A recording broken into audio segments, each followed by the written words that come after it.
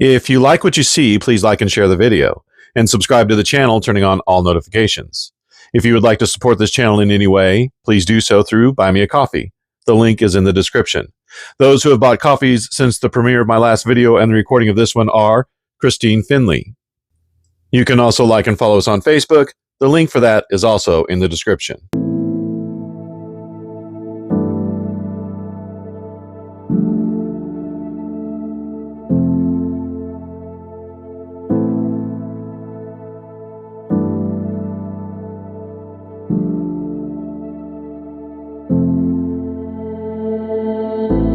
Recently, I put out a video titled Time to Leave the Freemasonic Conservative Media.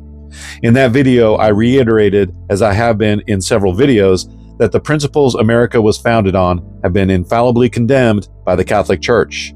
This understandably upset quite a few people, and I lost subscribers, which is fine. I'm not doing this to make money. I'm not doing this to be popular or get views or subscribers and stroke my own ego. I'm doing this to tell the truth, and what you do with it is your business. And the truth is hard. The truth is not fun, and telling the truth will not make you popular. In fact, if I told the whole truth, my channel would be deleted. And in some countries, telling the truth will get you put in prison. But I never felt that I needed to go there. I've always felt that I can get my point across without torpedoing my channel. And if you know what I'm talking about, then you know what I'm talking about. And if not, well, listen to Father Maudsley and E. Michael Jones. But keep in mind that 15 years ago, I would have left a scathing comment and unsubscribed to my channel because of that video as well. So I get it, which is why I've decided to share my journey out of the American conservative movement.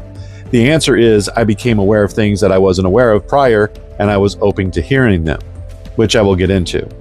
But first, are the condemnations of American principles by the Catholic Church infallible? I believe so, and I'll show you why. The First Vatican Council set the standard for when a pope is infallible, and this criteria is retroactive. In other words, if this criteria was met by a pope at any time in church history, what he said is infallible. The First Vatican Council says the pope is infallible when he speaks ex cathedra. That is, in the exercise of his office as shepherd and teacher of all Christians, in virtue of his supreme apostolic authority, he defines a doctrine concerning faith or morals to be held by the whole church. So, he must exercise his apostolic authority as shepherd of all Christians, he must define a doctrine concerning faith or morals, and he must bind the faithful to believe it. So with that, let's look briefly at a papal document called Quanta Cura by Pius IX. It says, among other things, which false and perverse opinions are on that ground to be more detested, because they chiefly tend to this, that the solitary influence be impeded and even removed, which the Catholic Church, according to the institution of divine command by its author, should freely exercise even to the end of the world, not only over private individuals, but over nations, peoples, and their sovereign princes, and tend also to take away that mutual fellowship and concord of counsels between church and state, which has ever proved itself propitious and solitary both for religious and civil interests. For which totally false ideas of social government, they do not fear to foster that erroneous opinion most fatal in its effects on the Catholic Church and the salvation of souls, called by our predecessor Gregory XVI an insanity, that liberty of conscience and worship is each man's personal right, which ought to be legally proclaimed and asserted in every rightly constituted society, and that a right resides in the citizens to an absolute liberty which should be restrained by no authority, whether ecclesiastical or civil, whereby they may be able openly and publicly to manifest and declare any of their ideas whatever, either by word of mouth, by the press, or any other way. So right here we have condemnations of separation of church and state, freedom of religion, freedoms of speech and expression, and freedom of the press. But the question is, are these condemnations infallible, meaning forever, and not something a future pope or council can overturn? Well, the document also says this: therefore, by our apostolic authority, we reprobate, proscribe, and condemn all the singular and evil opinions and doctrines severely mentioned in this letter, and will and command that they be thoroughly held by all children of the Catholic Church as reprobate, prescribed, and condemned. So, does this statement make the condemnations infallible? Let's see if it fits the criteria set forth by the First Vatican Council. Did he invoke his apostolic authority? Yes. Did he define in the document, not just the statement, a matter of faith and morals? Yes. freedom of religion is immoral, separation of church and state is immoral, etc. Did he bind the faithful? Yes. I believe that it is evident that these condemnations are infallible and cannot be overturned. If I am wrong, then show me where I'm wrong. And there's no need to write a book in the comment section or link to this or that video or article. That's a liberal tactic designed to overwhelm you with information so you will just drop it. I'm not playing that game, and such comments will be deleted. Tell me in layman's terms, in a few paragraphs, why this is not infallible when it clearly is. And I'm not above correction. If you can show me that I'm wrong, I will concede. And if you say you're not qualified to make that decision, okay, fine. Again, show me why this is not infallible when it checks all the boxes. Our faith is supposed to be reasonable. We don't have to blindly follow. Tradition and the constant magisterium has always condemned these ideas. Now we're supposed to give blind obedience to a living magisterium and a living tradition that changes with the times. Have you noticed that for the Vatican II Church to be right, the Catholic Church has to have been wrong for over 1,000 years? That's not possible. This living tradition and living magisterium reminds me a lot of when liberals in the American court system claim that the Constitution is a living, breathing document when they implement things on constitutional grounds that aren't in the Constitution. You don't stand for that. Well, why not? They are the authority that gets to decide. Why aren't you giving them blind obedience? Why do you care more about the integrity of the Constitution than you do the constant teaching and the real tradition of the Catholic Church? Now, you might say, well, the American court system and government is human authority that can be in error and needs to be corrected, and the church is divine authority that cannot. Actually, the church is both human and divine authority, a human authority that can be in error and divine authority that cannot. And infallibility is how we tell the difference. It's really not that hard to figure out. But the reality is the same people are running both. The leftists you disdain who are trying to destroy America are the same people running and trying to destroy the Catholic Church that you demand blind obedience to. The difference is they will succeed in destroying America regardless of the efforts of good Americans to stop them, but they will fail in trying to destroy the Catholic Church despite the apathy of these same people. All kinds of prophecies approved by the Catholic Church have predicted this. Which is more important to you, America or the Catholic Church? Well, I'm ashamed to say that for a very long time, it was America for me.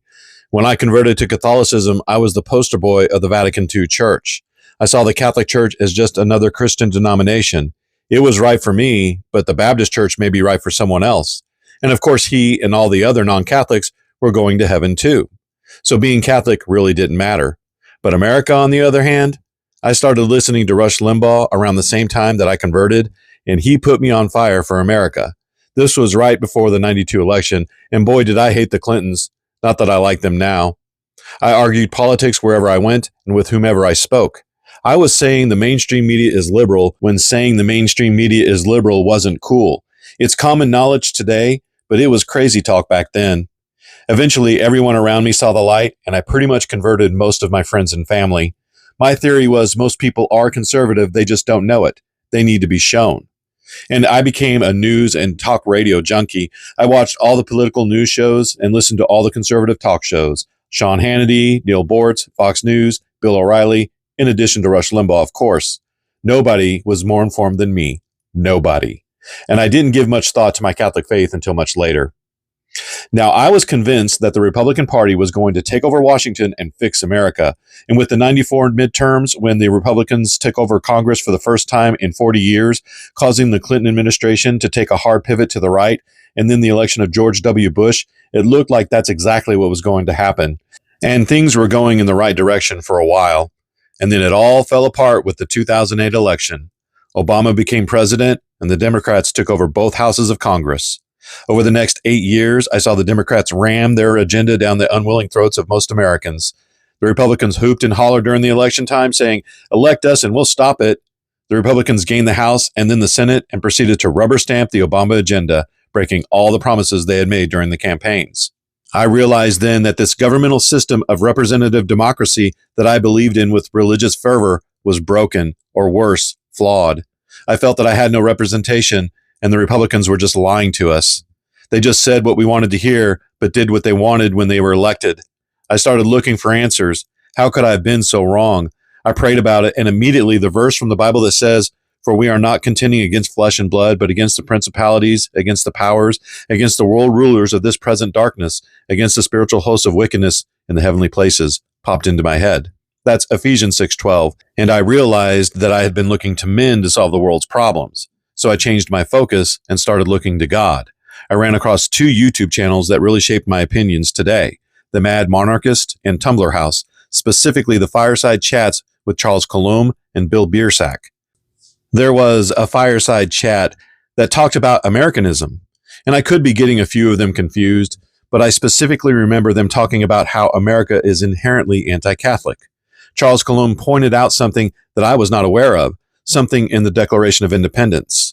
Of course, we are all familiar with the Declaration of Independence. Most of us can recite the first few lines by heart. But did you know that this, one of our founding documents, gives a list of grievances against the British king? Horrible things the king had done that brought the revolutionaries to say enough is enough. Well, one of these grievances reads as follows: "For abolishing the free system of English law in a neighboring province, establishing therein an arbitrary government, and enlarging its boundaries so as to render it at once an example and fit instrument for introducing the same absolute rule into these colonies." Now, what is that all about? The Quebec Act of 1774. This act expanded the boundaries of Quebec into the Ohio Valley, a region claimed by the colonists. It also granted religious freedom to Catholics, including the restoration of tithes, and removed references to the Protestant faith from the Oath of Allegiance. The First Continental Congress meetings in September 1774 immediately condemned the act, objecting to both the territorial expansion and the granting of religious freedoms to Catholics. Well, so much for freedom of religion.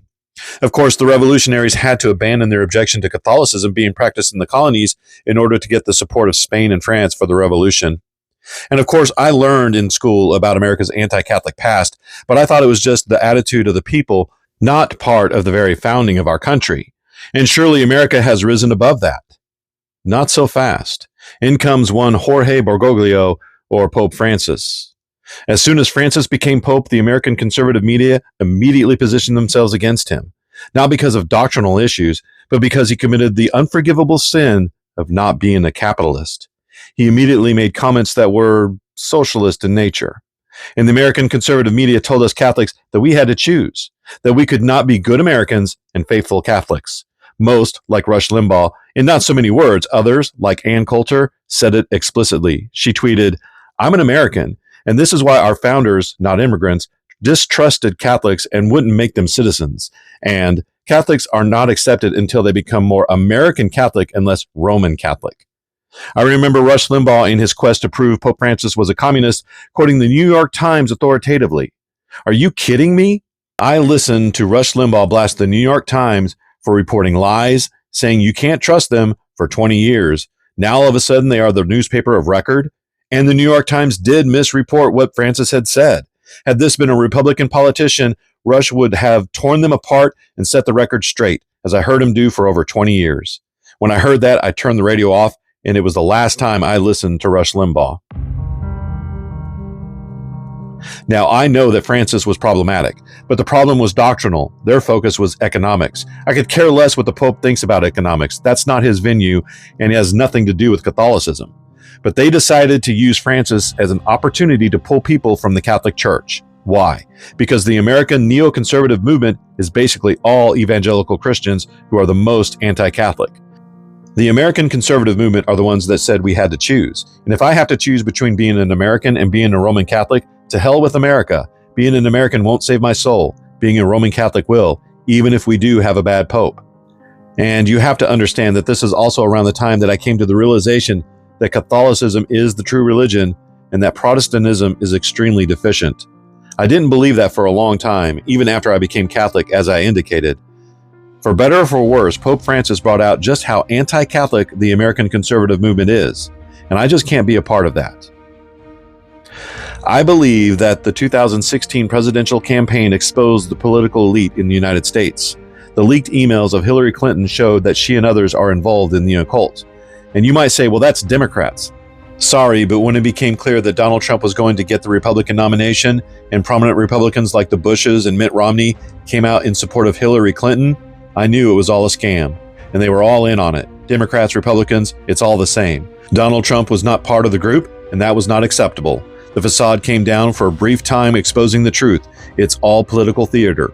On the outside, they are opponents, but in reality, they are on the same team with the same agenda. That's why the Republican Party keeps moving to the left. When the Democrats are in power, they move the ball forward. Then everyone freaks out and votes for the Republicans, who stop the progress and give us small tax cuts to lull us back to sleep. But they never roll anything back, and they never fight to give us the things they promise us, like real tax reform. Donald Trump exposed the Republicans for what they are. Trump actually tried to repeal Obamacare, only to be stopped by the very Republicans who promised us they would repeal it if we voted for them. And if you think the conservative media isn't in on it, well, they supported Trump eventually, but they were just as against him as the Republicans in the beginning. And what did we hear about for the last few years from the conservative media? Hunter's laptop, Hunter's laptop, Hunter's laptop. If the last decade taught us anything, it's that these people, Democrats and Republicans, are above the law. There was no chance that Hunter Biden was going to suffer any consequences. Anyone with half a brain cell knew Joe Biden was going to pardon him. Yet Hunter's laptop was all we heard about from the conservative media. It's important to say that a lot of stuff was going on all at once with me while this was also happening, and it took years to get where I am now. I didn't necessarily see the full implications of these things until other things came to light. For instance, while I saw that democracy was flawed and was open to an alternative form of government, it wasn't until after I did research on the Catholic side and realized the problems with Vatican II and started reading the encyclicals of previous popes that I came to the realization that monarchy is the truly Catholic form of government, thanks in no small part to the mad monarchist and Charles Coulomb, as I had mentioned earlier. And through all this, I saw that America is flawed in its founding. Not to mention I'd been praying the rosary for the express purpose of knowing the truth and receiving contrition and pardon for my sins. St. Louis de Montfort said that if you say the rosary faithfully until death, I do assure you that in spite of the gravity of your sins, you shall receive a never-fading crown of glory, even if you are on the brink of damnation, even if you have one foot in hell, even if you have sold your soul to the devil as sorcerers do, who practice black magic, and even if you are a heretic as obstinate as a devil, sooner or later you will be converted and will amend your life and save your soul if, and mark well what I say, if you say the Holy Rosary devoutly every day until death for the purpose of knowing the truth and obtaining contrition and pardon for your sins. When I heard this, I immediately put it into practice because I want to be saved. It was after I started praying the Rosary for this intention that all of this came into focus for me. Why? Well, the prayer is to know the truth. How else would a staunch, conservative, Republican, red-blooded American patriot who named his first child after Ronald Reagan turn into a traditional Catholic monarchist who sees America as a flawed Freemasonic anti-Catholic society destined for failure in just a few years, if not by the grace of God, mediated through the hands of the Blessed Virgin Mary? Now, in spite of all of this being my opinion, I do believe that the American conservative movement as an alternative to the leftist agenda has outlived its usefulness. As I pointed out in several videos, the Republican Party and the conservative movement has steadily moved to the left over the decades. We have given them political win after political win, and they've abandoned us on every moral issue. 60 years ago, they were against no-fault divorce and pornography. 50 years ago, they were against abortion. 40 years ago, they were against the legalization of rainbow acts. And 20 years ago, they were against the legalization of rainbow marriage. Today, the American conservative movement has abandoned all of these issues. They just flat out dropped and conceded the rainbow issue. And in case you haven't noticed, they really want to move on from abortion now that Roe versus Wade has been overturned. It wasn't even part of the 2024 Republican platform. The conservative movement has been reduced to fiscal conservatism and the worship of capitalism. It no longer offers anything of substance on moral issues. The best we get is people should have to wait until they're 18 to swap genders. Now, I do think that the conservative media was useful in the 90s and early 2000s, especially exposing the fact that the mainstream media is liberal. But they just stayed there, and the rabbit hole goes much deeper. The deep state was exposed, and the conservative media is acting like it's the early 90s, still saying liberal media, Democrats, Democrats. That's just the first layer under the water of the iceberg. But the conservative media, for the most part, doesn't acknowledge that it goes much deeper, which means they are no longer relevant. Especially Fox News. Fox News was good for a while, but it hasn't been alternative media for well over a decade, though they still try to position themselves as such. So when lefties come to me and say, "Oh, I bet you get your information from Fox News." No, I don't. Not anymore, and neither do the majority of conservatives today. It's time to adopt a new narrative, lefties. That statement shows just how out of touch with reality your arguments really are.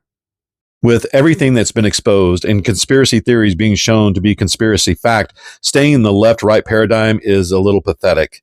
It's time to move on and see things for what they really are. There is a deep state running things, and all the politicians, all of them, are their puppets. Whether Trump is part of it or not, I don't know. But the so-called right-wing conservative media is, quite frankly, controlled opposition. And there is a deep church, that's the Catholic Church, and the two are connected. Why else would the FBI target traditional Catholic groups? It's the same people running both, communists, Freemasons, and those who we cannot mention that are behind both movements, as well as the American conservative movement. Now, I'm going to be honest about those who we cannot mention. I think it's prudent that we cannot mention them, because some people can't handle the truth. Some people, when they see it, try to solve the problem through material means. And when that happens, all of them are targeted. The problem is painted with a broad brush, and not all of them are guilty. In fact, most of them are not guilty, but they are the ones who end up getting hurt. It's a spiritual problem that cannot be solved by material means. The problem will not go away, no matter what we do, until they accept Christ. And one day they will.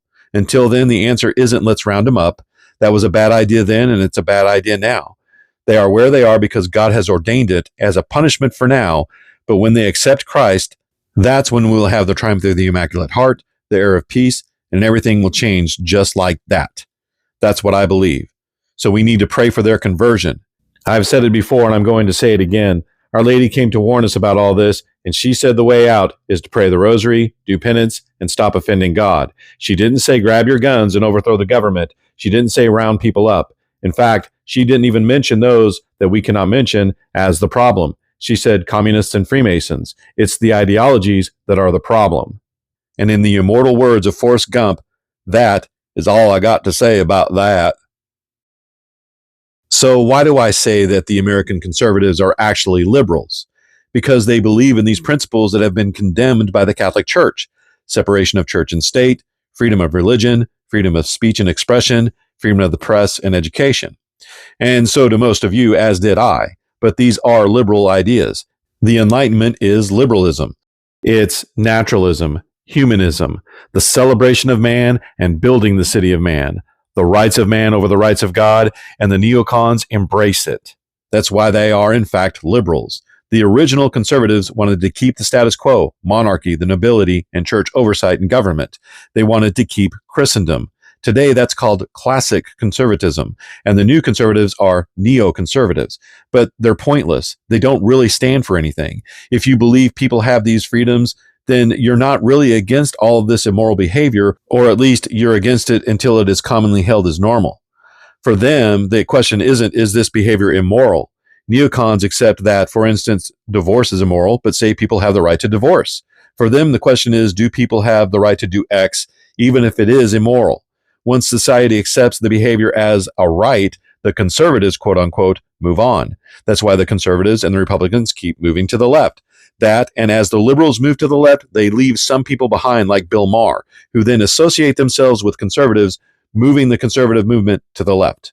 But people do not have the right to do immoral things, and that's the flaw. We've accepted a false premise, liberty. People do not have the right to divorce. Nobody has the right to sex outside of real and actual marriage, and these are things that even Christians have conceded, let alone conservatives. But a just society that is in line with God would not allow these things by law. Look, I'm not questioning any of these people's faith. As I said, most, quote, conservatives are Christians of some kind. But it seems that many of them today have accepted the fallacious Democrat liberal argument of the 70s, 80s, and 90s that your personal faith has nothing to do with public policy. I'm personally a Christian, but I shouldn't impose my values on other people, and you can't legislate morals. That's utterly ridiculous. The whole point to a law is this action is immoral and therefore illegal. If you really believe that your faith should have no say in public policy, then you serve liberty and freedom and not God. A moral code will rule a society. Otherwise, there are no rules and it's anarchy. And since Christians no longer insist on it being our moral code, thanks in no small part to the neoconservative movement, a different moral code now rules, one that calls evil good and good evil. And the American conservative movement did nothing to stop it. Now, you might say, well, it's better than the alternative. The leftists want to do this and do that, and if we don't support the conservatives, they'll win. Well, first of all, I'm not saying don't vote for Republicans. What I'm saying is that following the neoconservatives is not going to stop the progression, just slow it down, maybe. If we follow the neocons, children swapping genders and pedophilia will be normalized within 20 years. Mark my words. All you have to do is look at their failure to stop and now acceptance of rainbow marriage to see that. Again, for them, the question isn't, is it immoral? The question is, do people have this or that right? The only way to stop it is for Christians to stand up and say no more before it's too late, which it may already be. To be clear, I'm not saying that every person in the conservative media has abandoned Christian moral principles. There are some, like Charlie Kirk and Matt Walsh, and perhaps all of them from time to time will pay lip service. But it's not their focus. By the way, I'm not saying Charlie Kirk and Matt Walsh are paying lip service. What I'm saying is that the American conservative movement has failed on moral issues. They've accepted not imposing Christian morality legally and concentrate on changing people's minds, which isn't a bad thing, but if evil is allowed to spread, it will.